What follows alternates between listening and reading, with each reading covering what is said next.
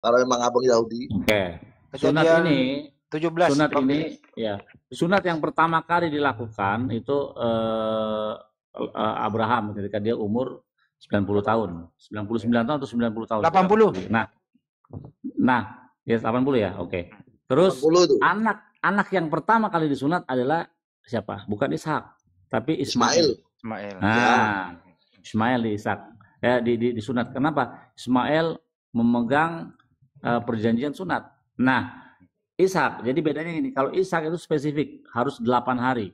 Jadi Bani Israel atau orang-orang Yahudi itu disunat umur 8 hari, termasuk Yesus kalian tuh. Ya, Terus Iya. disunat umur 8 hari. Itu memang syariat Yahudi harus hukum 8 hari gitu. Jadi dalam narasi PB itu sebenarnya tidak ada yang tidak Yahudi dari kehidupan Yesus gitu. Iya. Oke. Masalahnya sulap Bang Loho ini nggak sunat Bang. Jangan, jangan. Ini saya bacain dulu ya Bang Billy ya. Tunggu dulu. Sebelum sampai ke situ, Saya saya bacain. mau ngomong sama yang Yahudi dulu. Saya bacain datanya dulu, Mas. Saya mau nanya dulu ini. Di situ kan anak Abraham ada 2. Menurut keyakinan Yahudi, anak yang dijanjikan Allah itu siapa menurut keyakinan Yahudi? Ya, Ishak. Oh, ya oke, nggak apa-apa. Nah, yang tadi belum diselesaikan Bang soal sunat itu Bang. Ya makanya saya mau bacain. Ya. Enggak, hukum sunat itu boleh nggak di luar daripada orang Yahudi? Nah itu Ismail. Sebelum ada Yahudi lagi Ismail. Sebelum ada. Enggak, maksudnya ada itu kan. Enggak, setelah itu. Maksudnya itu setelah itu hukum makanya, itu bisa dipakai untuk orang lain tidak? Makanya saya bacain dulu Bang Billy ya. Saya bacain dulu. Ya. Kejadian 17 kan di sana 11 12 jelas. Haruslah dikerat kulit khatanmu dan itulah akan menjadi tanda perjanjian antara aku dan kamu. Anak yang berumur 8 hari haruslah disunat. Yakni setiap laki-laki antara kamu turun-temurun baik yang lahir di rumahmu maupun yang dibeli dengan uang dari salah seorang asing tetapi tidak termasuk keturunanmu. Bahkan di 13-nya itu ancaman dilenyapkan dari muka bumi yang tidak bersunat, Bang Billy. Iya. Makanya biar jelaskan lagi Yahudi dulu, Bang. Ya. Oke. Jadi kita lihat Adam diciptakan sudah bersunat. Siapa lagi? Adam, Set, demikian. Iya. Bagaimana mungkin bisa, Bang? Oke. Bagaimana mungkin bisa? Inilah rahasia. Di mana ayatnya, Bang?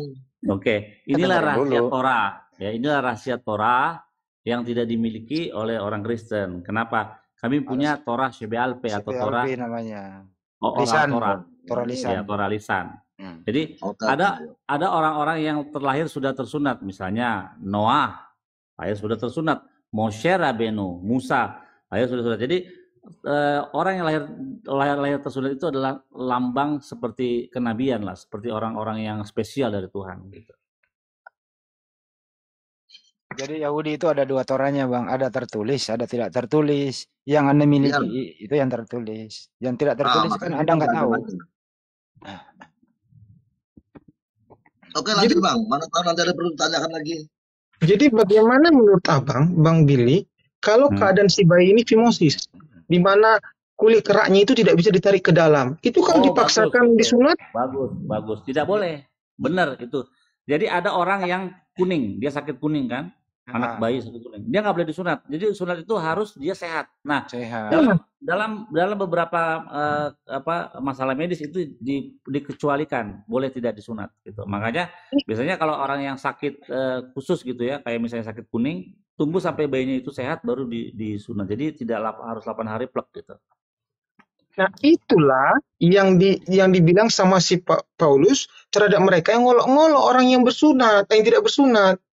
Makanya bukan sunat itu yang kau cari, tapi sunat hatimu katanya. Maka tidak wajib bersunat bagi yang ada masalah di kesehatannya. Tapi kan nggak semua orang Kristen bermasalah.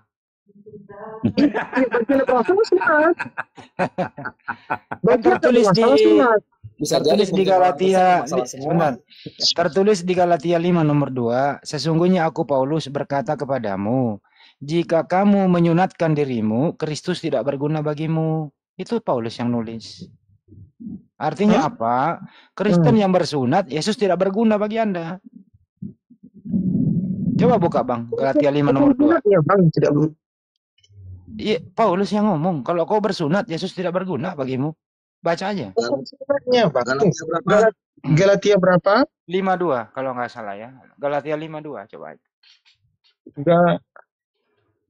Galatia 52 ya. Galatia Ya benar. 5 ayat 2 ya. Iya. Sesungguhnya aku Paulus berkata kepadamu, jikalau kamu menyunatkan dirimu, Kristus sama sekali tidak akan berguna bagimu. Nah tuh. Iya. Ayo lu. Lu udah sunat bro Tony? Saya sudah 2011 Bang. Yesus nggak berguna bagimu. Yesus nggak berguna bagimu. Cari lagi kulupnya sambung.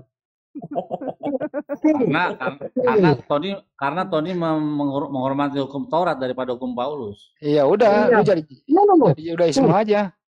Jikalau kamu menyunatkan dirimu, Yesus sama sekali tidak akan berguna bagi kamu. Iya. Nah, sama sekali loh. Sesungguhnya aku Paulus berkata kepadamu, jikalau kamu menyunatkan dirimu, Kristus sama sekali. Beri saya waktu untuk menafsirkannya Bang ya. Beri waktu. Nggak boleh tafsirkan sendiri Bang, harus pakai komentar Bapak Gereja itu. Diulang-ulang kayak tidak percaya gitu, diulang-ulang. Ustaz jangan kemana-mana Ustaz. Sini aja dulu. Itu harus pasti ada kebenaran dalam setiap ayat di Alkitab. Kebenaran itu dicari. Ya kebenarannya adalah Tuhan lu nggak usah sunat. Nggak boleh sunatlah pengikut Kristus. Ya nggak berguna lah Yesus. Bingung itu kata Paulus. No. Saya yakin kata Paulus juga benar kok Bang. Benarnya bagaimana? Lu udah sunat. Nggak mungkin gini kali Bang Tony yang udah disunat, yang udah terlanjut sunat nggak apa-apa dah. Yang baru mau sunat jangan mungkin gitu. Ya nggak bisa begitu. Kalau ditanya nanti bilang nggak sengaja gitu loh. Nah, saya nggak sengaja lah. Masa nggak sengaja? Sengaja lah.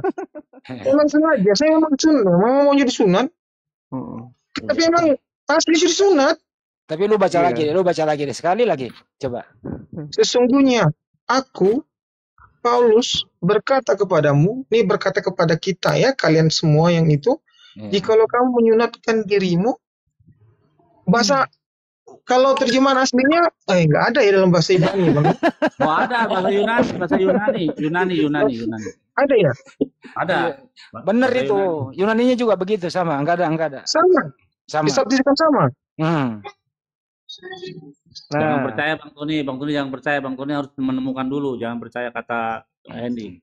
Tanpa Handi itu, jangan percaya. Loh, ini tulisan Paulus kok saya suruh ngarang. Udah diulang 3 kali kok. Coba saya bacakan yang ketiga ya. Ya, baca. Sekali lagi aku katakan kepada setiap orang yang menyunatkan dirinya bahwa ia wajib melakukan seluruh hukum Taurat. Nah, itu. Lu harus sekarang saya tanya, apakah mampu yang bersunat itu melakukan hukum Taurat tadi? Ya makanya Paulus jangan bersunat, kamu nggak mampu melakukan itu.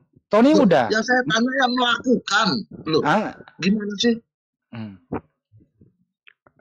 Kan Anda melakukan ini. Oke, kalau Muslim jawab gampang. Muslim itu ya hukumnya bukan di Taurat, kami punya Al-Quran dan hadis. Kami nggak bersumber sama Taurat. Kami Muslim hukumnya bukan di Taurat. Kami hukumnya Muslim bukan di Taurat. Sekali lagi aku katakan kepada setiap orang yang menyunatkan dirinya, ia wajib melakukan seluruh hukum Taurat. Kami Muslim nggak percaya tulisan Paulus. Halo. Iya. Yang Anda percaya, Anda yang kena ini, bukan kami Muslim. Anda yang kena. Sekarang kita tanya yang orang Yahudi dulu. Kepada orang Yahudi juga nggak percaya Paulus. Bukan itu. Maksudnya gini loh. Coba Bang Billy jelaskan. Coba Bang Billy jelaskan hukum Taurat ini berlaku untuk orang siapa aja. Oh, pertanyaan yang bagus. Tentu aja di mana ya? Torah Sifalanu Mose, Sakelat Yakov itu. Tony yang kena ini Tony ini bingung dia nih. Itu di Ulangan 30 kayaknya. Pokoknya Ton mulai hari ini Ton lu udah tahu lu harus melaksanakan seluruh perintah Taurat. Apa dia ketawa?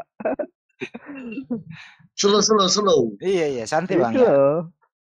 Ini diskusi asik loh, dapat ilmu kita kan. Iya, santai aja gini, enak gini malah. Yeremia berapa tadi? Galatia 5. Oh, Galata 5. Nomor Enggak, yang barusan ini. Sesungguhnya aku Paulus berkata kepadamu, jikalau kamu menyunatkan dirimu, Tony lagi ngamuk di rumahnya.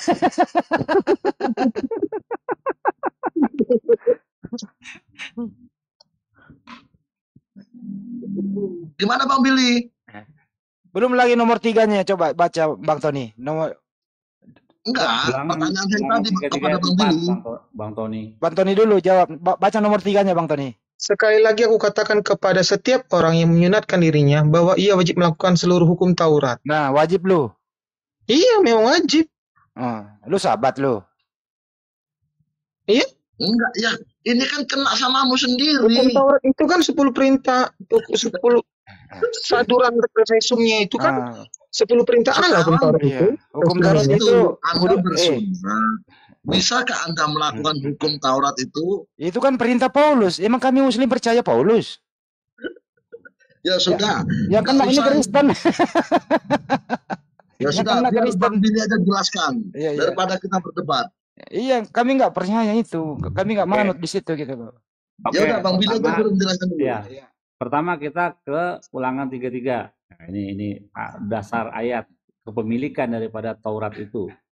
Oke, Ulangan 33. Ayat 4. Torah sifalanu Moshe morasa kehilat Yakub. Coba dibacakan itu.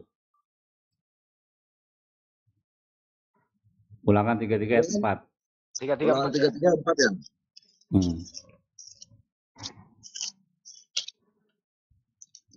Musa telah memerintahkan hukum Taurat kepada kita, suatu milik bagi jemaah Yakub. Musa memberikan kepada kita Taurat.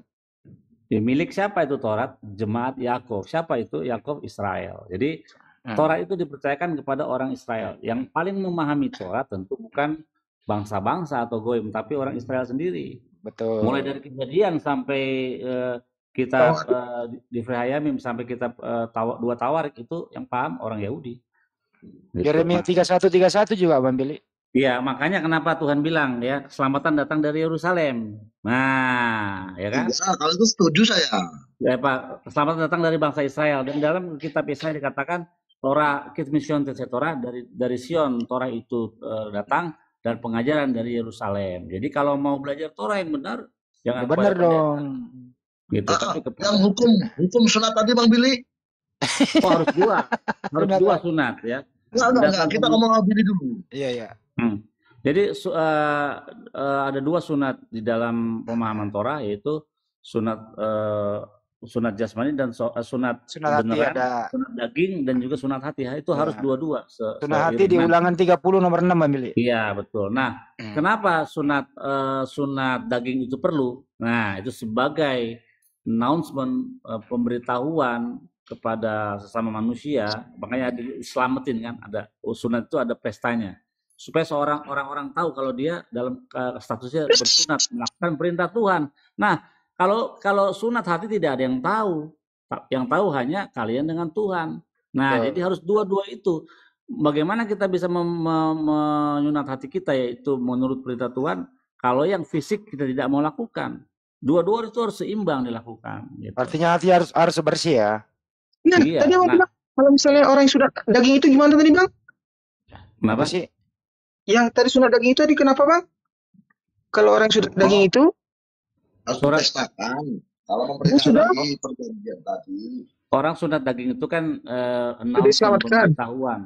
pemberitahuan kepada orang-orang, dipestain sehingga ini statusnya dia melakukan perintah Tuhan. Nah, bagaimana dengan sunat hati? Sudah melakukan Galatia 5:2, ketika kamu sudah menyunatkan dirimu, kamu itu sudah diselamatkan. Maka kamu cuma perlu melakukan hukum Taurat. Harus. Di situ, ya? Bro, kalau kamu melaksanakan hukum Taurat, kamu nggak jadi Kristen. Nah, kenapa? Lah gimana mungkin? Bro, bagaimana kamu mungkin pelaksana hukum Taurat kalau kamu jadi Kristen? Kristen itu kan menganut ada Yesusnya kok Tuhan kan. Kristen itu kan cuma perjanjian baru. Bukan cuma New Testament, Old Testament juga dia terima nih. Saya tanya Bang Billy, bisa nggak orang menjadi Kristen tapi konsisten dengan hukum Taurat? Nggak bisa, bertentangan. Nggak bisa, mustahil. Kalau menurut saya gini, makanya Yesus itu datang karena umat manusia ini bisa dikatakan itu 99% itu tidak bisa melakukan hukum Taurat. Kalau kita bisa melakukan hukum Taurat, tidak mengikut Yesus juga nggak apa-apa. Itu loh maksudnya di situ tuh. Tapi ada nggak kita di antara kita yang mampu melaksanakan hukum Taurat itu secara benar? Kalau benar, nggak perlu pun kedatangan Tuhan Yesus, dia akan naik ke surga. Nih ya, bagaimana sih kata Tuhan gini ya? Kan Paulus bilang nggak mungkin bisa melakukan hukum Taurat. Orang juga bilang nggak mungkin orang bisa mengikuti hukum Taurat. Kita lihat Ulangan 30 ya. Ulangan 30. Ya, Ulangan 30 ayat 11 dan seterusnya sampai 20. ayat 20 ya. 20 lah dapat.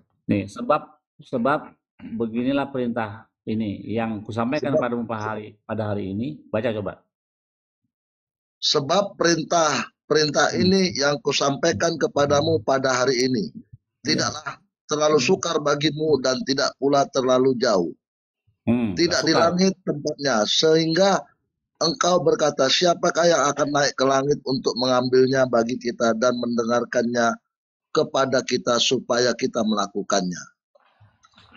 Memang nggak sukar, Bang. Tapi kan kita selalu melanggar. Terus. Oke, lanjut aja. Juga tidak diseberangi lautan tempatnya, sehingga engkau berkata, siapakah yang akan menyeberang ke seberang laut untuk mengambilnya sebagai kita dan memperdengarkannya kepada kita supaya kita melakukannya. Tetapi firman ini sangat dekat kepadamu, yakni di dalam mulutmu dan di dalam hatimu untuk dilakukan.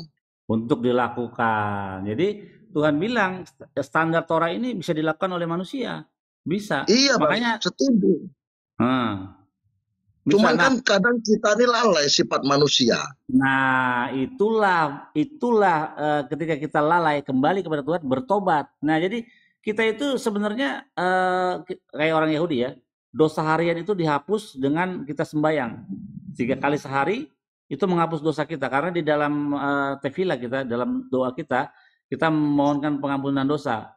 Ya Rasul Milvaneka Adonai Lewatinu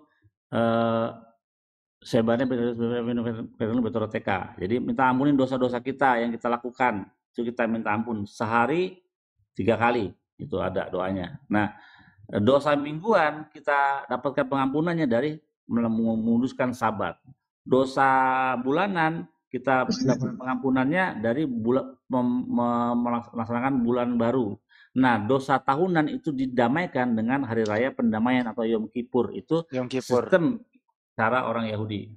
Makanya sembahyang 3 kali sehari itu wajib bagi seorang Yahudi, yang dicontohkan juga oleh Daniel ketika dia menghadap ke Yerusalem 3 kali. Tefilah namanya ya. Tefilah. Gitu. Saya kasih dulu, ntar dulu, saya kasih tugas ke Tony. Tony, lu nanti siapkan Efesus 2:15 Ton. Ya?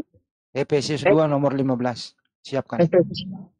Nah, ini lagi nih. Nomor 15. Tunggu sebentar. Ini ada penyelewengan lagi. Aku mau edukasi bahwa ulangan 30 ayat 15 ya. Ini penting ini, karena di sini ayatnya salah. Ingatlah aku memperhadapkan kepadamu pada hari ini kehidupan dan keberuntungan. Nah, ini harusnya nggak ada keberuntungan di sini katanya. Kematian dan kecelakaan nggak ada. Ini jadi ayat ini selaras dengan Yesaya 45. Aku yang menciptakan nasib malang dan nasib buruk, itu dirubah secara sistematis oleh bapak-bapak gereja kalian tuh, ya. Jadi nasib malang dan nasib buruk di dalam Yesaya itu Tuhan yang menciptakan, padahal bunyinya nggak begitu. Bunyinya gini, aku yang menciptakan kejahatan dan aku yang menciptakan kedamaian. Tuhan yang menciptakan kejahatan. Bukan berarti Tuhan itu oke dengan yang jahat, tapi nyambung dengan Ulangan 30 nih saya tadi. Ingatlah aku memperhadapkan kepadamu pada hari ini et hakhaim, kehidupan, vet hatof, dengan kebaikan, vet hamafet, kematian, vet hara, dan juga kejahatan. Itulah Tuhan menciptakan kejahatan dan kebaikan untuk kita pilih yang baik supaya kita bisa hidup begitu. Ini benar-benar korupsi tekstual. Kejahatan itu, Bang, bukan Allah yang menciptakan, Bang. Oke, buka sekarang. Kita buka. Iya, buka. Kejahatan itu yang melakukannya manusia, Bang. Dosa itu sumbernya bukan dari Allah. Dosa itu sumbernya dari manusia. Tuhan itu menciptakan Tuhan itu menciptakan kejahatan dan kebaikan. Tidak ada, Bang, Allah menciptakan kejahatan, Bang. Ayatnya. Mau lihat ayatnya? Dibaca, iya, Bang. Bentar, dibaca dulu. Oke, Ulangan 30 ayat 15. Ulangan 30, Ulangan 30 ayat 13. Ayat 15. 15. Di dalam bahasa Ibraninya ya. Kalau bahasa Indonesianya ngaco ini. Ngaco? Oh iya. Ngaco. Re'eh natati lefadeka hayom. Lihatlah, aku memberikan kepadamu pada hari ini et hakhaim, kehidupan, ve'et hatof, dan kebaikan, ve'et hamawet, dan kematian, ve'et hara, dan kejahatan. Ra itu jahat artinya dalam bahasa Ibrani. Ra itu jahat. Nah, itu selaras dengan, makanya Tuhan suruh pilih, baik pilih yang baik atau jahat, silakan pilih. Nah, gitu. Sama dengan setan. Yang menciptakan setan siapa? Apa setan itu nongol sendiri? Tuhan menciptakan setan. Kenapa setan itu tercipta? Untuk menguji free will kita, baik dan jahat. Ketika kita memilih yang baik, kita dapat pahala. Ketika kita memilih yang jahat, kita dapat hukuman. Itulah Tuhan. Betul. Buktinya Yesus juga diuji oleh iblis. Kalau ayat menciptakan setan itu di mana? Kenapa? Setan diciptakan di hari kedua. Di hari kedua? Iya. Lihatlah di Kejadian 1 sampai habis itu. Iya. Ya, kita lihat kenapa kita tahu di situ, karena di situ di penciptaan hari kedua tidak ada kata Fire Elohim Kitov, dan Tuhan melihat semuanya itu baik. Di hari kedua tidak. Karena apa? Kenapa Tuhan tidak mengatakan di hari kedua itu baik? Karena di hari kedua itulah Tuhan menciptakan neraka dan juga malaikat, termasuk setan di situ. Begitu. Kita lihat bagaimana Tuhan berfirman kepada setan di dalam kitab Ayub. Ayub, dari mana aja lo? Bagaimana Tuhan kepada setan? Memang Hasem El Hasatan. Bagaimana Tuhan kepada setan?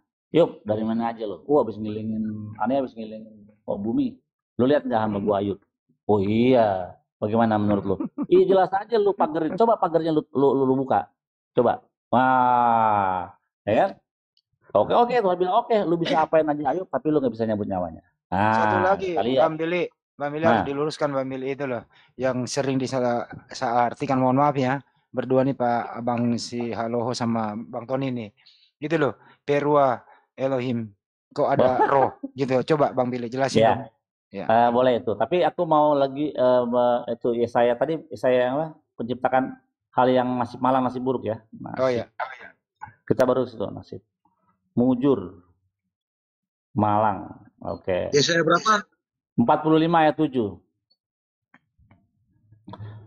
Yotser or kore kose shalom kore ra. Itu sudah jelas ra. Nah, tapi Elai menerjemahkannya dengan secara pergeseran arti dan makna gitu. Nanti ketika nasibnya buruk nyalain Tuhan ini. Akulah yang menciptakan terang dan menciptakan gelap, yang menciptakan nasib mujur dan nasib malang. Aduh, akulah Tuhan yang membuat semuanya ini. Padahal bunyinya nggak begitu. Yosharu Forokose. Kalau menciptakan terang, aku menciptakan gelap. Shalom Uforera, dan menciptakan kedamaian dan kejahatan. Nah, Anoki Hasem Ose Kol Ele. Akulah saya yang menciptakan semuanya ini. Nah, itu selaras dengan kitab Torah tadi. Pada hari ini kepadamu kehidupan dan kebaikan, kematian dan kejahatan. Pilihlah yang baik supaya engkau apa? Hidup. Nah, itu baru pas. Oh. Ya udah. Mungkin saja saya mulai agak sedikit memahami kenapa Rabi siapa itu mengatakan bahwa Paulus itu bidat. Rabi siapa? Sofia Singer. Iya, yang mengatakan bahwa Paulus itu waktu itu daftar jadi Rabi itu dia dinyatakan bidat, ajarannya baru. Ada beberapa hal mungkin yang memang diubah sama si Paulus. Karena saya juga merasakan, kalau abang bilang tak ya, Allah itu adalah Allah itu apa tadi? Pemberi Allah itu adalah sumber kejahatan. Saya nggak setuju, Bang. Oh, bukan Allah itu sumber Bukan. kejahatan. Tuhan yang Iblis. menciptakan dua sistem ini, kebaikan dan kejahatan. Tuhan yang menciptakan. Kita yang manusia memilih. Nah, iblis ya itu diciptakan oleh Tuhan. Coba sekarang siapa yang menciptakan iblis? Coba saya tanya. Siapa yang menciptakan iblis? Maka iblis bisa mencobai Tuhan lah gitu. Hebat banget tuh. Ya kan? Yang jelas Padahal iblis nggak itu ada. makhluk yang Di kekristenan diciptakan. nggak ada, iblis nggak diciptakan di kekristenan. Kalau dari kekristenan Iya. itu sebelum menjadi iblis dia menjadi Oke. malaikat dulu. Malaikat Oke. yang Iya, membangkang. Lucifer, Morning Star, itu. Nggak ada Di mana diciptakan Lucifer iblis, Bang. tertulis? Di mana Lucifer tertulis? Hah? Lucifer nggak pernah ada di dalam kitab orang Yahudi. Itu kitab Yesaya tidak pernah ditulis Lucifer namanya. Tapi Hasyakar apa sih? Hilal Hasyakar. Iya, Bilal, apa Bilal? Bahasa Arabnya ada itu. Hilal ya. Hasyakar. Hilal Hasyakar. Itu Lucifer Morning Star. Oh, bukan Lucifer. Itu merujuk kepada Raja Babel, Nebukadnezar, yang digambarkan sebagai bintang timur pada waktu itu. Memang Bintang timur ya. Oh, bintang timur ya. Iya, itu adalah Nebukadnezar, Raja Babel. Nah, gini, kalau kita lihat pagi-pagi, ketika pagi itu masih bulan masih ada, ya, itu ada Venus, planet Venus. Itu yang kelihatan. Nah, itulah bintang fajar. Nah, bintang timur. Nah, Nebukadnezar itu diibaratkan seperti bintang timur karena dia bintangnya pada waktu itu di timur, Nebukadnezar, yang akhirnya dia jatuh rajanya. Gitu. Dan ketika dibilang dibuang, dia ingin menjadi sama dengan itu. Allah Hilal itu gimana? Hilal bin Syakar ya. Iya. Itu. Jadi memang Nebukadnezar kan mengaku sebagai Tuhan kepada. Oke, pindahin ke yang substansi aja deh, jangan terlalu ke dalam gitu ya. Ya. Oke, kembali ke ini Bang Billy tadi itu Veruah Kodes, Veruah Elohim. Oh, Veruah Elohim. Iya, Veruah Elohim. Oke. Kok roh alam layang-layang kok gitu? Kok bisa ada udah minjem ini kena dua-duanya nih. Ya, melanggar dari Yudaisme, terus kemudian mohon maaf menista agama Islam. Ini terjemahan yang sangat keliru nih yang saya maksud nih. Ayat kedua ya. Feharet hayata tohu fehose alpene tekom feruah Elohim merakhevet alpene hamaim. Nah, jadi bumi belum berbentuk dan kosong, gelap gulita menutupi samudra raya, dan angin yang daripada Tuhan menyapu permukaan air. Gitu. Nah, kita lihat pada hari pertama Tuhan memproduksi. Oke, aku ambil dalilnya ya. Dari yang namanya Midrash. Midrash itu akan berubah jadi madrasah kalau di Islam. Menjadi sekolah di Indonesia. Bisa aja. Okay. Ya saya juga suka baca buku, jadi banyak tahunya. Iya. Jangan terlalu jauh dulu, Ton. Jangan terlalu jauh dulu. Ini dulu nih intinya. Oke. Jangan ke sekolah malam-malam. Makanya gue bilang. Daftar layar di bawah, daftar layar. Oke, saya udah temu ini. Coba bisa di-share, dibesarkan layar saya. Oh iya, siap. Repotin ya bang itu Billy, maaf. Oh, nggak apa-apa.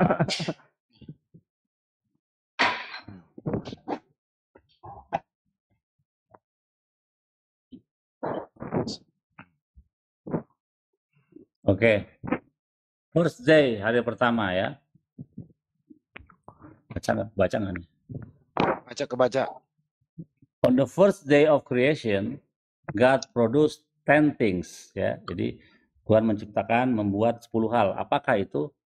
Langit dan bumi, ya, tohu dan bohu, terang dan gelap, angin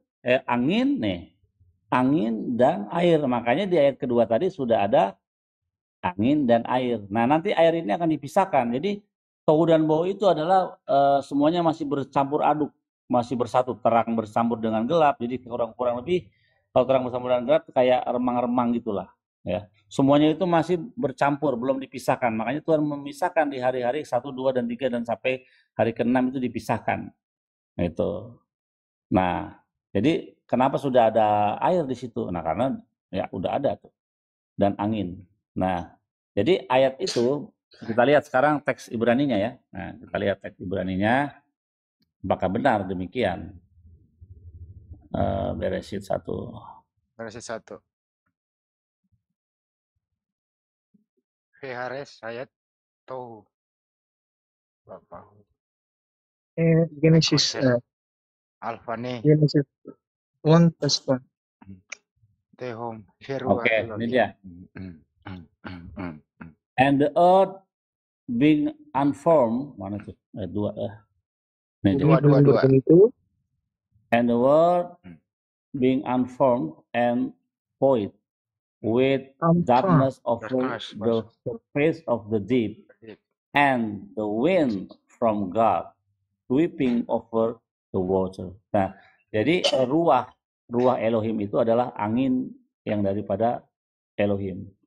Itu angin dari Tuhan gitu, menyapu di atas permukaan air gitu. Coba LAI-nya, ambil LAI. Oh, LAI 180 derajat. Nah itu. Nah, roh Allah. Kok ada roh Allah malah yang layang, kok bisa ya? Dari mana ini dasar katanya nih? Gitu. Udah Allah sembahnya Allah Subhanahu wa taala sembahnya umat Islam. Ditafsirkan ke situ malah yang di atas permukaan air. Original teksnya nggak kayak gitu. Ini LAI maunya kemana gitu loh. Jadi maafkan LAI ya Bang ya. Maafkan LAI kalau secara penafsiran mereka. Iya, maafkan mereka. Iya.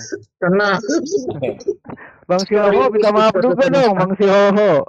Maaf juga dong, Bang. Maafkanlah LAI ya. Iya, maaf ya. Nah, tapi bagus loh, LAI sudah merevisi beberapa, makanya ada versi baru kan sekarang ya, sudah mulai terjadi revisi pelan-pelan lah, jangan langsung signifikan, karena itu akan merubah sistem yang sekian ribu tahun sudah terdoktrin gitu. TB2 udah mulai berubah dikit, seperti jangan ada padamu ilah-ilah lain, bukan lagi Allah lain. Buka lagi, gedein lagi. Ya, ini dari kitabnya. Oke, ini kan tadi kan aplikasi ya, jadi kita pakai 2 sumber. Sekarang kita pakai kitabnya.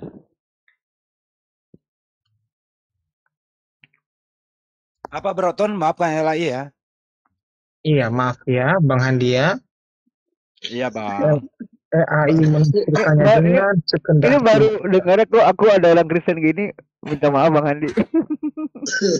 Nah, Bang Billy, ini adalah dari kitabnya.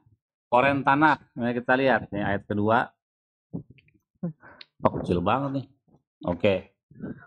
Ayat kedua. Mana tuh? Itu yang Oke. Ini nih. Aduh. Wind from God, and a wind from God. Tuh ya. Jadi angin dari Tuhan. Nah, angin Tuhan. Nah, jadi kadang-kadang di dunia kekristenan itu memahami malaikat Tuhan, api Tuhan, angin Tuhan, awan Tuhan, roh Tuhan, itu Tuhan gitu. Jadi roh Allah. Oh, Tuhan itu adalah roh. Padahal bukan. Roh itu adalah ciptaan Tuhan gitu. Ya. Betul sekali. Hah? Iya, roh ciptaan Bang Sihoho, gimana sih? Emang apa? Ya. Kalau nggak percaya baca. Bentar. Bang Tony, kalau nggak percaya roh itu ciptaan, buka Zakaria 12 nomor 1. Zakaria 12 nomor 1. Zakaria 12 ya. Ya, baca aja. Pasti ciptaan itu roh. Jadi Tuhan itu bukan Zakaria roh. berapa? Zakaria berapa?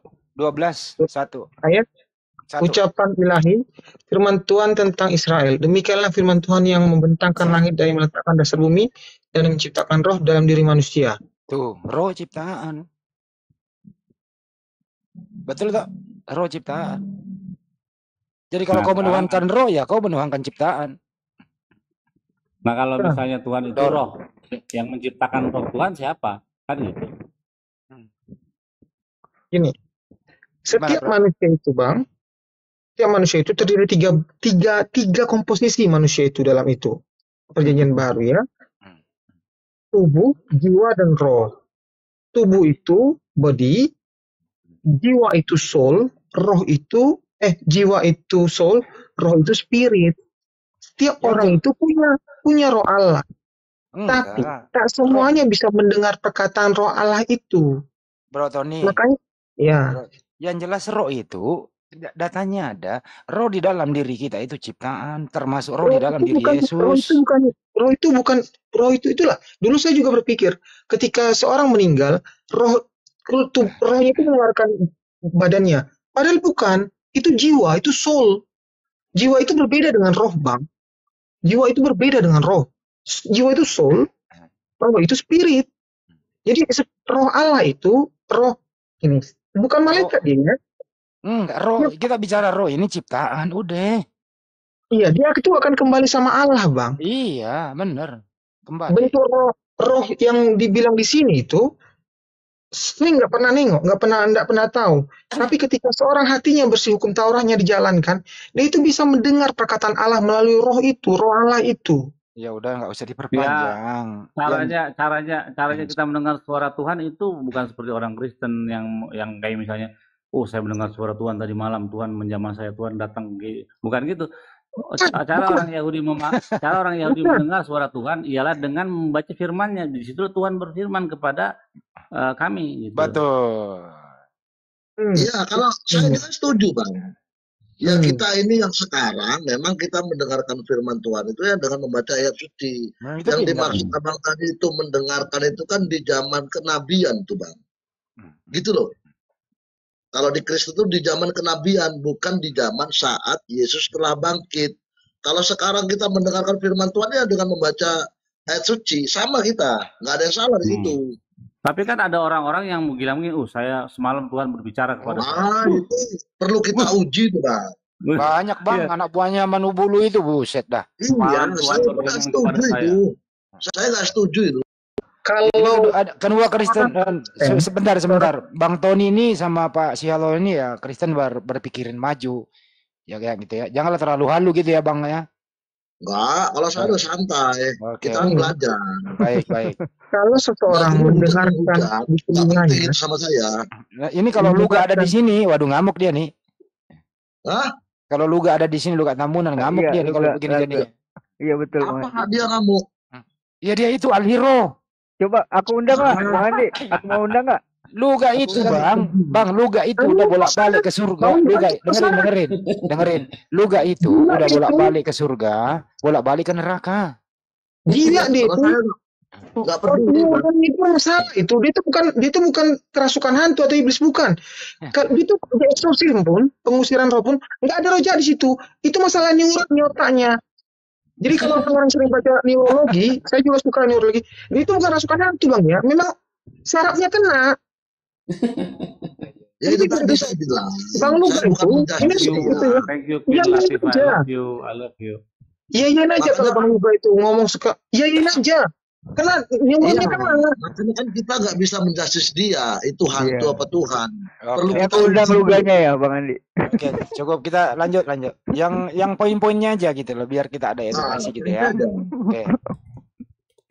Sekarang dari roh tadi kita kembali ke dunia nyata dulu ya. Ngomongin roh dulu ya. Gitu ya. Sebenarnya itu Bang Billy, apakah setiap para nabi zaman Nabi Musa itu ada tata cara ibadahnya diajarkan oleh Yudaisme, Bang Billy? Oke, ada. Jadi kita mengenal yang namanya Netilat Yadaim, ya.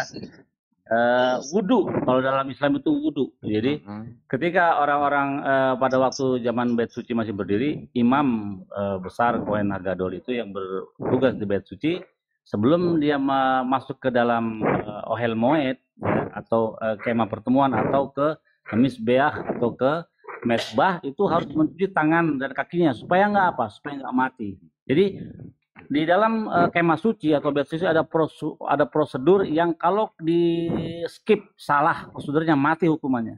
Kita lihat bagaimana anaknya Nabi Harun itu mati karena salah prosedur, karena dia membawa api yang asing katanya. Nah, jadi Itu semua memang harus pas, bajunya begitu, ukurannya begini, harus ada lonceng-loncengnya di kakinya, ribet dah pokoknya. Nah, Harus pakai makanya Paulus bilang susah. Makanya dia seperti mengajarkan ajaran baru. Kenapa sih nggak suka banget sama Paulus? Halo, jadi gini, bunyinya gini ya, bunyi soal wudhu ya, kalau dalam Islam wudhu.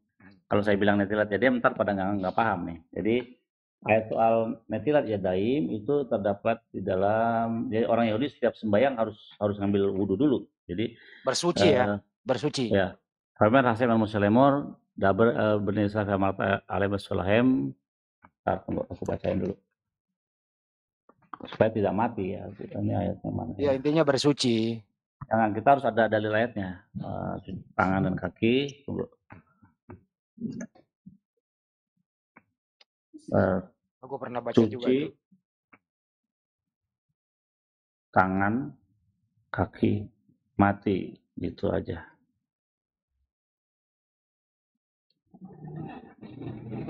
Ini dia.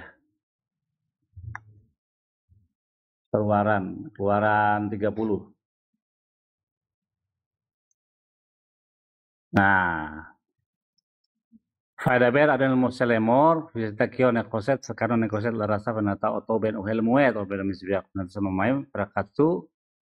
Jadi gini, haruslah berfirman Tuhan kepada Musa, haruslah engkau membuat bejana dan juga alasnya dari tembaga untuk pembasuhan, dan kau tempatkanlah itu di antara kemah pertemuan dan mezbah, kau taruhlah air di dalamnya. Maka Harun dan anak-anaknya haruslah membasuh tangan dan kakinya dengan air dari dalam tempat itu. Apabila mereka masuk ke dalam kemah pertemuan, haruslah mereka membasuh tangan dan kaki dengan air supaya mereka jangan mati. Demikianlah juga apabila mereka datang ke mezbah untuk menyelenggarakan kebaktian dan untuk membakar korban api-apian bagi Tuhan, haruslah mereka membasuh tangan dan kakinya supaya mereka tidak mati.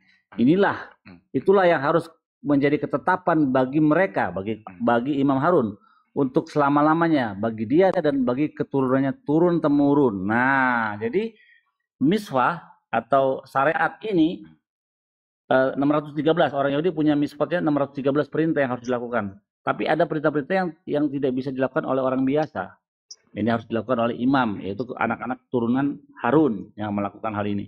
Ketetapan ini selama-lamanya. Nanti ketika bait suci ketiga itu berbangun, berdiri, maka sistem ini akan di-resume atau berjalan kembali. Yang akan melayani di situ adalah anak-anak Harun. Mereka harus berwudu dulu. Termasuk wudu buka kasut ya, Bambil ya? Oh iya, betul. Ya. Lebih rumit ternyata ya. Enggak rumit, mudah kok, tinggal buka sepatu kok. Mudah. Jadi gini, Taurat itu sulit bagi mereka yang tidak pernah menjalankannya. Iya. Tapi bagi kami menjalankan itu, waduh, seneng banget. Misalnya Sabat ya. Lihat, ketika Jumat udah tiba ini, kita udah siap-siap, udah belanja ya, udah masak buat hari Sabat. Jadi kita Sabat nggak boleh masak karena nggak boleh nyalain api ya. Jadi kita udah nungguin. Begitu Sabat tiba itu kita seperti istirahat, tidur, belajar Torah, makan yang enak-enak, yang lebih dari hari-hari yang lain. Nah, makanya Tuhan suruh kuduskanlah hari Sabat itu. Begitu. Bagi kami itu nggak susah. Iya ya. Tony. Ya, ini saya juga jangan dianggurin Ustaz Tata dulu ya, supaya ada dari Islam juga. Ustaz Tata, assalamualaikum Ustaz. Masih monitor Ustaz? Ya. Nah kalau Islam itu tadi ya benar, itu wudu fungsinya apa Ustaz? Hampir sama dengan Yudaisme itu tadi. Ustaz. Wajib ya? Wajib, kan Al-Maidah ayat 6 itu. Bismillahirrahmanirrahim. Ya ayyuhalladzina amanu idza kuntum ilas sholati faghsilu wujuhakum wa aydiyakum ilal marafiq. Artinya, hai orang-orang beriman, apabila kamu hendak mengerjakan sholat, maka basuhlah mukamu dan tanganmu sampai dengan sikut. Dan sapulah kepalamu dan basuh kakimu sampai dengan kedua mata kaki. Dan jika kamu junub, maka mandilah. Nah, beda. Wudu dengan mandi. Kalau mandi junub itu nyambungnya dengan mikveh. Mikveh. Menyelam. Nah, Jadi kalau kemarin kan ada ya teman-teman yang menyatakan bahwa baptis itu sama dengan wudhu, itu nggak benar. Baptis itu nggak sama dengan wudhu. Baptis itu sama dengan mikveh. Nah, kalau apa namanya, nyetilat yadaim sama dengan wudhu gitu. Iya. Ya jelas tapi intinya bersuci. tapi maksudnya gini Bang. Misalnya kita mengatakan baptis dengan wudhu, baptis dengan sholat, ini masih nyambung karena ada hadis. Sholat itu seperti mandi. Misalnya ya, masalu sholawatil khomsi kamasali naharin jari gomrin ala babin ahadikum yagtasilu minhu kulla yaumin khomsa marrat. Permisalan sholat yang 5 waktu itu seperti sebuah sungai yang mengalir melimpah di dekat pintu rumah. Salah seorang di antara kalian ia mandi dari air sungai itu setiap hari 5 kali. Nah, maka jadi sholat itu seperti orang yang mandi. Kalau orang mandi 5 kali sehari, bersih kan? Maksudnya bersih dari dosa. Jadi kalau ada orang baptis seumur hidup 1 kali, ibaratkan seumur hidup mandi 1 kali dia. Lebih hebat. Berarti orang Islam itu ketika mereka melakukan sholat itu ada pengampunan dosa juga di situ. Iya, itu seperti mandi. Wah. Oke. Makanya jangan diributkan. Kok sholat dengan baptis apa hubungannya? Ya ada hubungannya. Sama-sama menebus dosa. Karena sholat seperti orang yang mandi bersih. Ya. Nah, dari tadi kan kita sudah membahas dengan ayat dan bahasa asli. Nah ini. Nah, teman-teman Kristen apakah tidak ingin menyampaikan sesuatu lewat bahasa Yunani? Lebih biar dia. Nggak gini, ada satu pertanyaan ini yang sering kali kita debatkan. Jangan dilompatin dulu, ini dulu Bang.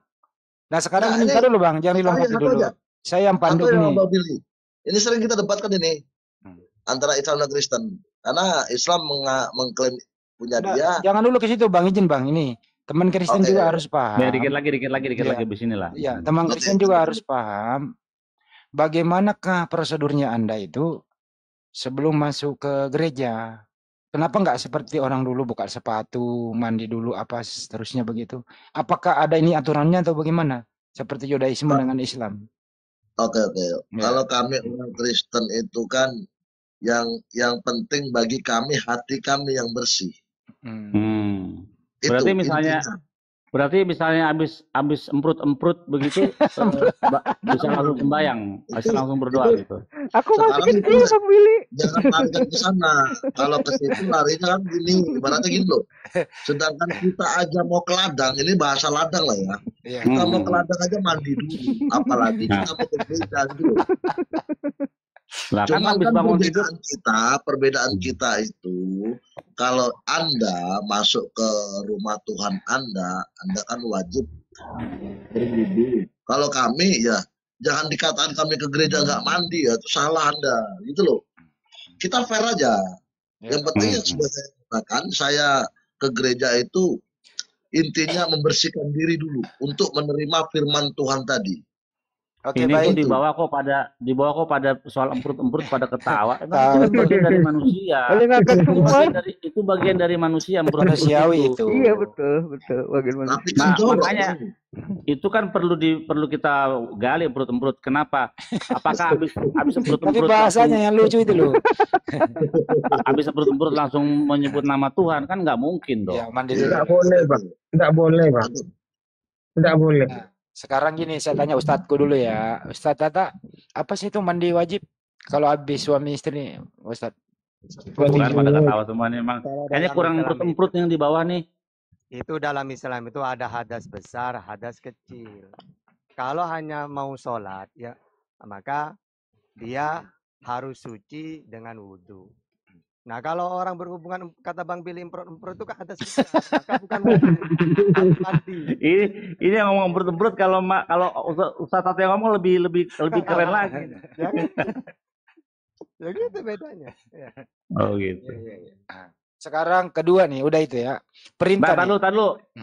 Kenapa embrut-embrut itu kok kayaknya kotor banget? Padahal kan kenapa kotornya di mana embrut? Gak ada kotornya, sah aja itu orang istri sendiri kok. Gimana sih lu pada? Nah, makanya itu kotornya di mana? Apa karena ada yang lelehan itu yang keluar jadi itu kotor apa bagaimana? Gak ada lapanya lah, nggak usah ngomongin lapa lah.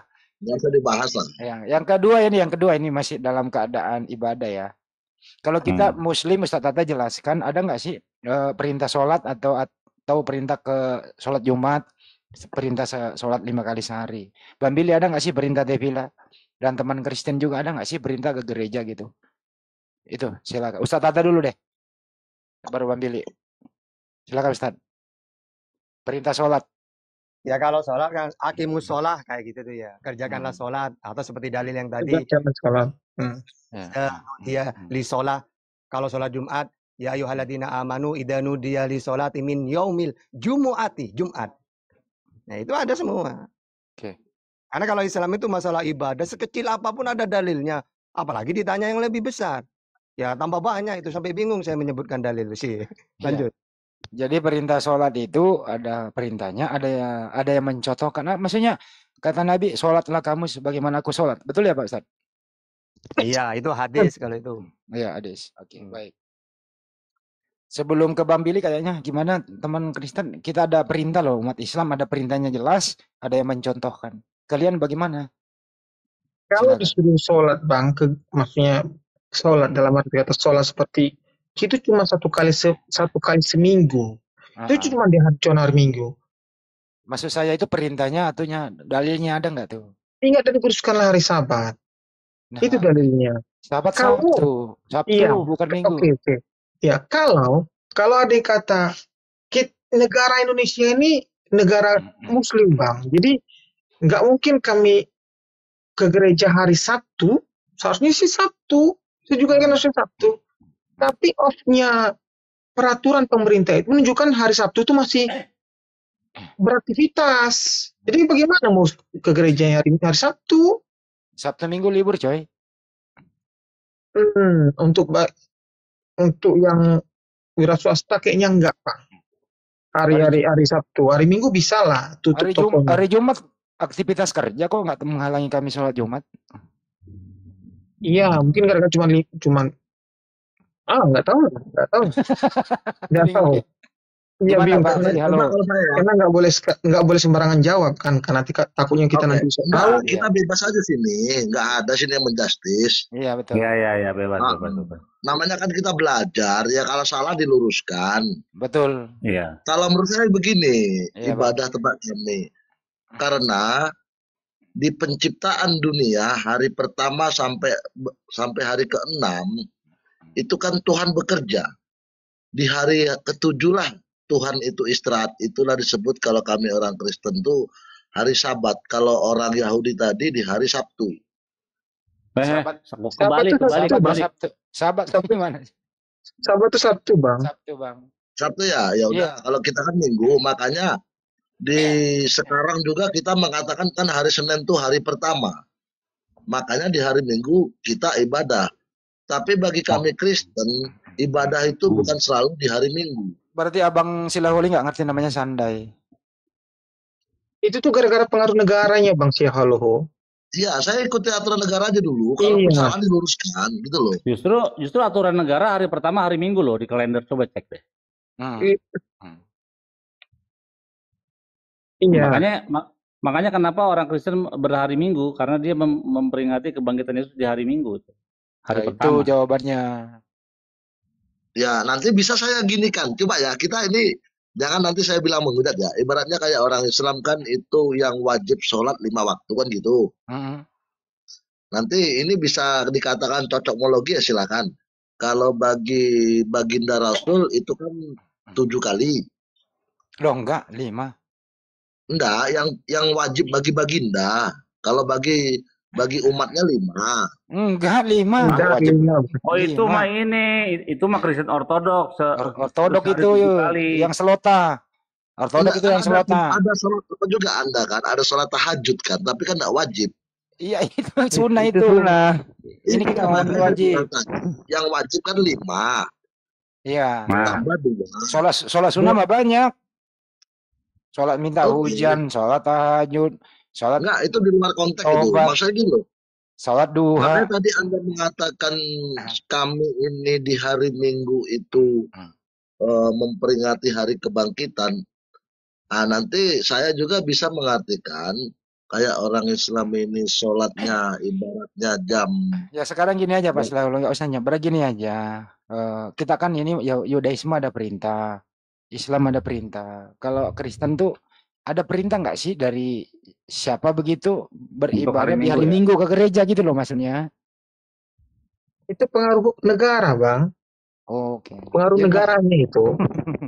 Saya nggak pertanyaannya yang mesti digarisbawahi dan dijawab adalah ingat dan tuliskan hari Sabat dia itu. Bukan. Gini, Islam ada nggak dalil ayat kenapa kalian menguduskan hari Jumat? Nah, ada. Yahudi ada nggak ayatnya untuk memelihara hari Sabat? Nah, Kristen ada nggak dalilnya untuk memelihara hari Minggu? Jadi kita cek data. Ayo, silakan Islam, silakan. Dari ayat bahasa asli dan terjemahan. Ustaz Tata dulu. Ya, silakan Ustaz Tata. Bismillahirrahmanirrahim. Ya, perintah hari Jumat ya. Di surat Jumu'ah ayat 9. Bismillahirrahmanirrahim. Ya ayyuhalladzina amanu, wahai orang-orang yang beriman, idza nudiya lis-sholati min yaumil jum'ati. Apabila diseru untuk menunaikan sholat Jumat, maka bersegeralah kamu kepada mengingat Allah. Fas'au ila dzikrillah, bahasa Arabnya. Ya udah. Jelas ya. Oke. Oke, sekarang dari Judaism ya. Zakor atau sahabat lekat so sejatem tapot kol malak teka. Hema sevi sahabat lasem eloheka. Lo tase kol malaka ata ufineka ufiteka afdeka famateka ufemteka fikirka asyir bisyreka. Kisah jamim asadona et semem petalis bla bla bla bla bla ya. Jadi Zakor, ingat hari Sabat dan kuduskanlah. Jadi ada ayatnya, ingat dan kuduskanlah hari Sabat. Gitu. Nah, sekarang gimana Kristen? Hari Minggu itu di mana ayatnya? Dalilnya hampir sama, Bang ya. Kalau pengertian Abang ke gereja ke sinagog gitu ya, itu cuma pada harusnya hari Sabat, Bang. Tapi mengikuti ketentuan pemerintah hari Minggu ya sudah. Kalau mau tanya dalilnya di Alkitab apa, dia itu Lukas 11 ayat 28 bilang gini. Yang berbahagia ialah mereka yang mendengarkan firman Allah dan yang memeliharanya. Jadi bagi kami gereja itu masalah memelihara firman Allah dalam tiap-tiap hari. Firman Allah itu pun Taurat di Perjanjian Lama. Bukan itu maksudnya. Ya, sama karena Sabat yang dikuduskan hari Sabat itu hari di sana kalau beribadah. Kalau Sabat itu kan Yudaisme tadi udah diterangin dalilnya oleh Bang Billy. Sama, Bang, karena kami Anda ini dengerin dulu. Anda ini kan hari Minggu. Maksudnya itu dalilnya kalau nggak ada yang tinggal nggak ada dalil. Itu aja. Ini kesepakatan Bapak gereja. Ya udah gitu loh. Jangan ke Yahudian dulu gitu. Anda kan Kristen, beda sama Yahudi. Ini Bang, ketika hukum negara dan hukum agama dibentrokkan, hukum negara dan hukum agama ya, pasti akan kalah hukum agama, Bang. Negara nggak campur urusan lu. Pengaturan waktu itu ditentukan sama negara. Kapan libur, kapan ini, negara yang ngatur. Maksud kamu Roma ini ya? Ini merujuk kepada Roma ya? Iya. Oh, oke. Sandai. Coba di Indonesia. Bagaimana bisa hukum negara itu lebih tinggi tidak ada hukum yang lebih tinggi daripada hukum negara, konstitusi negara. Aduh. Tapi hukum negara tidak ada urusan soal agama, hari raya ibadah itu nggak ada hubungannya. Nggak boleh. Tidak mengatur itu sebagai sesuatu yang harus misalnya Jumat semua gitu, enggak. Pemerintah nggak boleh mengintervensi agama itu. Boleh, Bang. Nggak boleh. Kekuasaan tertinggi di negara itu hukum negara itulah. Tapi nggak boleh memaksa Anda. Nggak boleh memaksa Anda bahwa Anda harus ke hari Jumat, sholat Jumat. Nggak boleh, bebas Anda. Kalau itu udah masuk hukum agama yang Bang bilang. Iya. Internet itu Anda itu antara hukum negara dan hukum agama. Jadi pemerintah Republik Indonesia nggak pernah mengeluarkan satu undang-undang bahwa Kristen harus hari Minggu. Nggak ada itu. Nggak ada. Hari liburnya itu dibikin hari Minggu.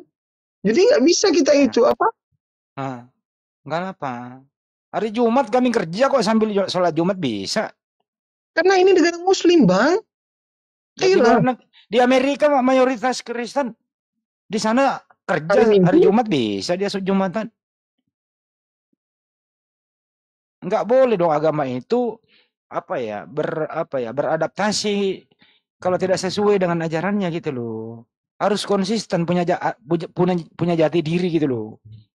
Jadi udahlah kita lewati ya, dalilnya nggak ada ya hari Minggu ya. Udah itu aja. Dalil ayat soal hari Minggu tidak tertulis secara eksplisit di dalam Perjanjian Baru, memang nggak ada. Bang Selo mau nyari dia kali. Nggak ada, Bang. Tapi kalau dari susunan teologi Kristen itu mengajarkan hari Minggu itu karena memperingati kebangkitan Yesus di hari pertama itu. Kalau hari Jumat itu kematian Tuhan Yesus. Ya nggak apa-apa. Iya. Silakan aja. Saya cuma ngomong aja. Kita ini hari Jumat ada perintahnya, dibacakan Ustaz Hatta tadi. Jadi begini ya Bang ya, izin dulu. Islam itu kagak pernah niru-niru kepercayaan siapapun, mandiri kita. Nah begitu juga Kristen ya. Ya kalau berbicara dengan Kristen, ya udah silakan intern aja. Yudaisme juga gitu. Tapi mohon maaf, sekali lagi saya mohon maaf. Saudaraku ini Kristen gitu ya. Kalau ada Islam, terjemahannya ke Islam-Islaman. Kalau lagi menjelaskan konsep ketuhanannya ke Yahudi-Yahudian. Jadi nggak ada nggak ada yang bisa dilihat bahwa ini orang benar-benar mandiri jadi Kristen gitu. Sebenarnya bisa kalau mereka itu menghilangkan perjanjian lama dari buku mereka. Jadi mereka punya perjanjian baru itu mereka aja sudah. Itu bahkan bisa mandiri. Iya. Yesus, karena ada perjanjian lama, jadi nggak bisa itu lepas. Oh, nggak bisa karena perjanjian lama Tanakh itu bukan milik Kristen. Itu kan tadi ada ayatnya. Ulangan 30 ayat berapa tadi? Musa mengajarkan kami Torah sebagai milik dari kepunyaan dari kehilat Yakov, ya, yaitu orang-orang Israel gitu, Yahudi, bukan milik orang Kristen sebenarnya itu. Nah, jadi itu kan penjelasannya hukumnya, Bang. Kenapa? Itu kan penjelasannya hukumnya itu milik Taurat. Ya memang harus ada hukumnya, Bang. Iya, jadi gini, tapi kan Taurat itu mempunyai dua unsur hukum, yaitu hukum dan mishpatim. Nah, pasti kamu nggak tahu nih. Hukum dan mishpatim, ya. Mishpatim itu adalah hukum keadilan, tapi hukum itu adalah hukum-hukum Tuhan yang irasional, tidak masuk akal, hanya lakukan saja sebagai tanda kamu patuh kepada Tuhan. Misalnya Lex Divina itu loh Bang ya, Lex Divina, Lex misalnya orang Yahudi, kenapa sih rambutnya tuh kanan kiri itu nggak boleh dicukur, payot, kenapa? Nah itu tidak ada penjelasannya, itu lakukan saja. Kenapa harus pakai lembu merah untuk menguduskan bait suci dan para imam, harus pakai lembu merah, kenapa nggak lembu belang-belang? Nah itu peranannya kukim. Hampir sama dengan kalau Yudaisme itu ada yang tertulis, ada firman Tuhan, ada seperti kita ada hadis gitu ya. Iya, betul. Gitu. Betul. Ada penjelasannya, ada hadis dia. Hampir sama dengan Islam. Gitu. Jadi itu tadi bro, Kristen menurut Bang Billy nih, saya kutip ya Bang Billy yang ngomong, kalau Kristen itu pengen nyata-nyata dia Kristen, seperti Hindu, Buddha dan lain-lain begitu, mestinya, mohon maaf ya, perjanjian utama Yudaisme itu tanah Torah, Nabi dan Ketubin jangan dipakai. Konsisten sama perjanjian baru berbahasa Yunani itu baru top markotop. Baru kelihatan Kristennya tuh. Kedua anjurannya adalah dalam menerjemahlah dengan jujur. Jangan lagi istilah-istilah Islam ada di terjemahannya. Seperti Yohanes 1 Theos gitu ya. Enarke en hologos misalnya, kayak logos en proton theos. Pada mulanya adalah logos itu bersama-sama dengan theos. Ya, logos itu adalah theos. Cakep tuh. Begini, it was cakep, the word is God, the word is God. Cakep nggak, bro Tony kalau gitu? Gini. Ya. Kalau soal perjemahan. Abang pernah berpikir nggak Bang Andi dengan Bang Billy? Kenapa perjanjian baru itu ada? Dan bagaimana bisa ada? Perjanjian baru itu diturunkan kepada Nabi Musa. Udah perjanjian baru Bang, perjanjian baru. Kenapa bisa ada perjanjian baru? Dia itu begini. Oh, Yesus perjanjian itu, baru, sorry. Iya, baru. Baru. Yesus itu membaca Tanak, membaca, lalu dia menafsirkan dengan caranya sendiri. Dia mengajar dengan tafsiran dia sendiri. Kata orang bidat lah. Dia diajar, Paulus mendengar, Paulus mencatat. Jadi perjanjian baru itu adalah tafsiran dari Yesus tidak pernah menulis kitab. Yesus tidak pernah menulis kitab. Makanya Yesus itu dianggap gara-gara dia itu menafsirkan. Abang bilang kan tadi nggak boleh menafsirkan kan, Rabai kan? Yesus itu merubah ini loh, merubah Torah. Dibilang, kasihlah Tuhan Allahmu dengan segenap hatimu, dan segenap jiwamu, dan segenap akal budimu. 40 tahun Injil muncul, 40 tahun dari penyalipan Yesus menurut sejarah sekular. Iya. Iya. Nah, setelah Yesus nggak ada di muka bumi, kemudian disusun kembali. Lukas yang menulis, Matius yang menulis, Yohanes yang menulis, Yohanes ada dua, Yohanes di Pulau Patmos, kemudian Paulus. Kan gitu. Yesus tuh ngajar 3,5 tahun loh ya. Ada bom-bom. Ya, nggak usah, nggak cukup ini aja lah. Jangan. Cukup ini aja, udah kondusif. Jadi udah kepencet. Jadi yang memenuhi perjanjian baru itu adalah Paulus itu gitu. Gitu. Silakan bom. Gara-gara baru maknai. Gitu loh ya. Jadi kalau saya mohon ya, betul kata Bang Billy, saya kutip bahwa kalau Kristen itu ingin ketahuan dia Kristen ya, mohon maaf, kalau saya mengkoreksinya di dalam terjemahannya banyak istilah Islam. Kalau Bang Billy mengkoreksinya ya, kalau bisa jangan pakai tanah Torah ketubim. Jelas udah di situ. Jadi kitab Anda ya berbahasa Yunani aja. Baru ada kelihatan Kristennya gitu loh. Itu betul ya Bang Billy? Nggak bisa perjanjian baru itu berdiri sendiri, dia nggak bisa. Kalau Bang paksakan, bisa nggak berdiri sendiri? Nggak bisa. Perjanjian baru itu ada gara-gara terjemahan dari perjanjian lama yang nggak ada. Dan hasil cerita dari yang Bang Billy itu, saya betul-betul merasakan berat juga jadi orang Yahudi nih ya. Jadi pemikiran Yesus itu yang dituangkan, yang diajarkan. Makanya dia dianggap sebagai bidat. Lalu didengar sama Paulus, lalu Paulus nulis surat untuk ini, surat Roma, surat ini. Nah, itu dibaca sama si Lukas. Catatan-catatan katanya, dan aku membuat catatan katanya, bikin. Jadi perjanjian baru itu hasil tafsiran dari perjanjian lama. Gak bisa. Banyak yang kontradiksi bro, kalau belum bilang penafsiran. Makanya Bang Billy bilang nggak boleh ditafsirkan. Makanya saya juga bingung, bagaimana mungkin kitab tidak bisa ditafsirkan? Sedangkan lex bisa. Terus itu hukum, kan itu ada beda antara lex posterior derogat legi periori, terus ius, itu kan hal-hal yang berbeda. Jadi sudah ditafsirkan. Kalau bahasa Yunani kalau di dalam dunia Judaism, Torah, Devim, Ketuvimnya, itu kita nggak boleh menafsirkan, nggak boleh. Sudah ada sistem, sudah ada kami, para ulama-ulama kami yang lebih available dari kita, yang jam terbang belajar Torahnya lebih dari kita. Misalnya Rashi yang paling Hakam atau ulama Yahudi yang paling besar ya.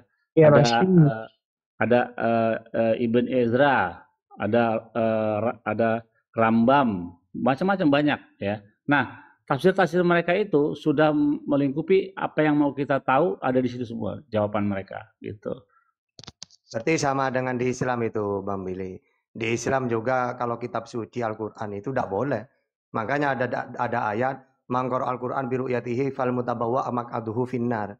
Barang saya baca Al-Quran mengartikan dengan dirinya sendiri, menafsirkan sendiri, disediakan di api neraka. Karena kitab suci, yang tahu kitab suci ya ulama. Sama warasatul. Saya sering mengatakan kepada orang Kristen, kalau Kristen karena memang bukan kitab suci, mungkin bisa dipahami semua orang, walaupun bukan agamanya. Tapi kalau seperti Taurat, Al-Quran, yang tahu Al-Quran ya ulama, yang tahu Taurat ya rabi-rabi, harus berguru. Karena kita jelas kok di Bible mereka Amsal 3 nomor 5 itu. Jangan bersandar kepada pengertianmu sendiri. Dilarang itu. Itu orang-orang yang tidak punya roh Allah dalam tubuhnya, Bang. Buset. Iya, kan ada setiap orang itu kalau punya roh Allah, dia tuh pasti bisa menafsirkan. Dia pasti bisa menemukan kebenaran dalam tiap perjanjian baru. pun juga perjanjian lama. Jadi menurut Anda, Bro, Iya, Anda benar-benar tidak bisa mandiri dengan perjanjian baru aja. Harus bisa. ada itu ya. Iya, karena mereka itu sudah saling melengkapi. Ibaratkan Tapi seperti begini, tangan, Bro. perjanjian Begini, lama Bro. di tangan kiri, perjanjian baru itu tangan kanan. Ya, Kalau begini. tidak harus dia. Dengarkan dulu, Bro. Di perjanjian baru ada salah yang Bom-bom mana paling Pak harus. Bom-bom? Di perjanjian lama Nggak di situ tahu, harus bukan gitu. ya di perjanjian Lanjut, Bang. lama ada itu ulangan 64. Gitu ya. Bolehlah sinkron dengan Markus 12:29. Oh, ulangan 6 ayat 4 itu dengar Shema dulu ya. Israel, Adonai Iya. Elohenu, Nah, Adonai Echad. Nah, kalau Anda ingin konsisten begitu, jangan Trinitas. Bagaimana? Mau setuju nggak dengan ulangan 64? Kalau Anda mau pakai. Bagian situ saya nggak bisa jawab. Oke, baik. Siapa? Nah, makanya buang aja biar lu bisa bertrinitas kata Paulus. Coba buka Roma 14:9, Bro. Izin. Coba. Di sana intinya. Roma 14:9. 9. Roma 14 ayat 9. Tunggu Bang ya. Ya. Cari lagi yang bersamaan. Roma Iya, nanti saya 14 cari ayat habis ini. 9. Sebab untuk itulah Kristus telah mati dan hidup kembali supaya ia menjadi Tuhan baik atas orang-orang mati maupun atas orang-orang hidup. Di situ Nah, kan Tuhan di kan situ. kurios. Kalau Indonesianya Tuhan. Tapi Kurios. kenapa Anda roba menjadi Tuhan? Indonesianya Tuhan loh. Kurios gitu kan, bukan Theos. Baik lu pintar, lu jujur daripada LAI. Kan udah maafkan LAI Bang yang salah tafsir. Maafkan mereka. Oke, mantap Tony ini, mantap. Maafkan mereka, Bang Andi. Mantap. Maafkan lah, Pak ya. Iya, kita maafkan. Mudah-mudahan Kristen yang lain seperti Anda, Ton, sama Pak. Iya, Hampir kurang lebih sama dengan Yohanes 13:13 ya, Ton ya. Coba baca, Ton. Hampir sama ya. Yohanes 13 ayat 13 ya. Iya. Tengok, kamu menyebut aku guru dan tuan, dan katamu itu tepat sebab memang akulah guru dan tuan. Maafkanlah LAI juga ya. Iya, maafkan juga mereka. Begitu banyak. Karena kekurangan ini, karena tidak mampu saya ke sana, karena bukan seorang pengajar, bukan seorang dosen, bukan seorang yang bidang akademik, bukan juga pemerintah, maka saya nggak bisa. Udahlah. Jadi saya ada. Makanya ini Bang Tony jangan percaya kata kita, jangan percaya kata Andi Celebes, Ustaz Tata, saya jangan percaya. Cari kebenaran itu dicari. Caranya apa? Iya. Cara mencari kebenaran itu lewat teks asli. Bagaimana Taurat itu ditulis dengan teks aslinya. Jadi kita nggak bisa dibohongi oleh terjemahan. Makanya orang-orang Yahudi, anak-anak dari kecil itu udah diajarin Taurat. Ya, khatam Taurat udah. Orang-orang Islam juga diajarin anaknya dari kecil baca Quran supaya kita ketika ada terjemahan salah kita tahu gitu. Iya. Jadi memang benar aslinya di situ Phonete Kurios ya, bukan Phonete Theos ya, Tony ya. Iya, maafkan mereka ya Bang ya. Sekali saya bilang. Baik. Kita kembali biar 3 arah begitu ya. Bagaimana sih konsep ketuhanan Yudaisme itu? Bagaimana sih konsep ketuhanan Islam? Bagaimana konsep ketuhanan Kristen? Siapa dulu nih? Ustaz Tata dulu deh, dari tadi nganggur, nggak ngomong. Silakan Ustaz. Biar nggak. Ya silakan Ustaz, monggo. Ciri-ciri ketuhanan samawi ya.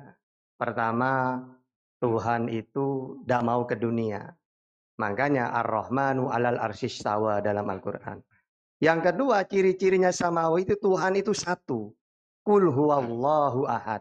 Yang ketiga, ciri-cirinya ketuhanan itu tidak bisa dilihat. La tudrikuhul absar, Al-An'am 103. Yang keempat, ciri-cirinya Tuhan itu tidak serupa dengan apapun. Asy-Syura 11. Laisa kamitslihi syai'un. Oke, itu dulu. Silakan. Oke. Bang Billy. Ya, konsep ketuhanan Yudaisme sebenarnya simpel ya. Ya, yang terutama dari ucapan Shema yang kami ucapkan sehari itu 2 kali ya. Jadi ketika pagi itu kita sakharit ya, kita mengucapkan itu sebagai landasan iman yang paling dasar. Shema Israel Adonai Elohenu Adonai Echad. Dengar Israel, Yahweh Tuhan kita Yahweh itu Echad, satu ya. Jadi tidak ada terus ada lagi ya, Hashem itu enlo haguf heneguf. Tuhan itu Yahweh itu tidak memiliki bentuk tubuh persamaan jasmani dan tidak ada yang menyerupai dia. Itu ada ayatnya. Ya. Okay. Ada di dalam 13 prinsip iman yang disusun oleh Maimonides soal itu. Nah, Tuhan itu tidak sama dengan apapun, tidak mempunyai bentuk persamaan tubuh jasmani, begitu. Hampir sama laisa kamitslihi syai'un tadi itu ya. Oke, baik. Lagi mana nih? Bang, itu lu jangan bantai itu dulu, jangan dikomentar dulu itu. Nah, Ton, kalau kamu boleh menjelaskan boleh, kalau enggak apa-apa. Konsep ketuhanan menurut kamu nih, Kristen? Saya lebih milih tidak menjelaskan, Bang. Pak Siha lu.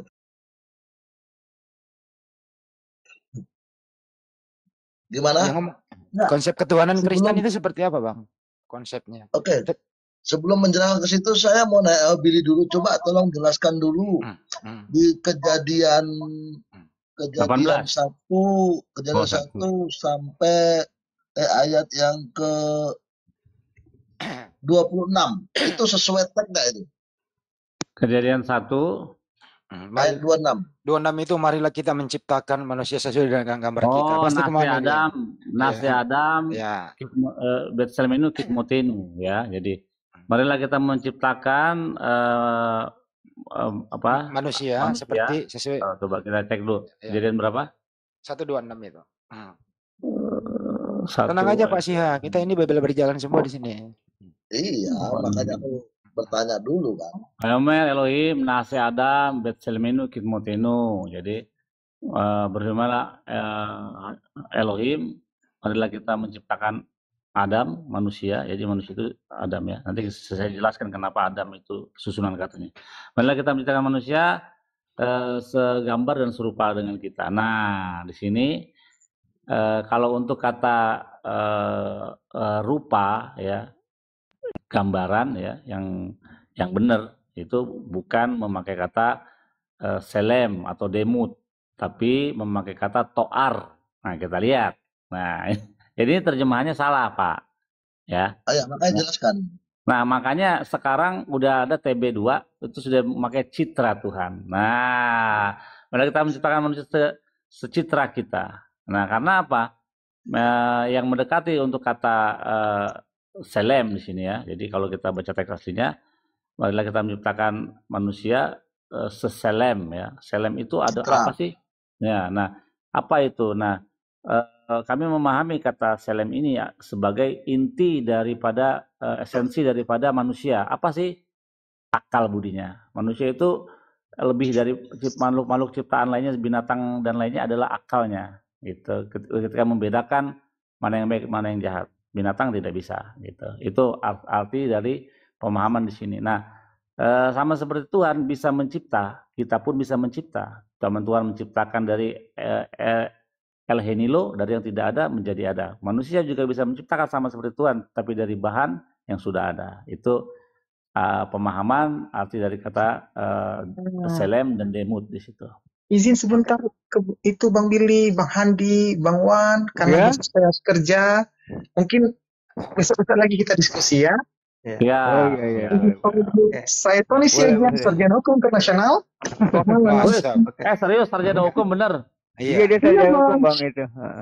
Oh, wah. Tapi maafkan ya. Berarti ini bisa jadi pengacara dong. Izin ya, selamat malam, shalom. Saya juga akan biar adil ya. Jadi di dalam hadis juga ada kata-kata seperti Bang Billy barusan. Innallah khaliqun Adam ala surati Rahman. Innallah sesungguhnya Allah menciptakan Adam sesuai gambarnya. Maksudnya apa? Allah itu kan melihat, mendengar. Maka Allah menciptakan manusia, manusia juga bisa melihat gitu loh. Mendengar, berbicara. Bukan berarti Allah itu seperti manusia. Hanya saja pendengaran Allah, pendengaran manusia, bicaranya manusia, kuasanya manusia itu dibatasin. Hanya Kristen sendiri yang beda. Kalau Islam dengan Yahudi mengartikan ayat seperti itu sama. Gampang. Iya. Makanya ayat di situ bukan hanya di Perjanjian Lama.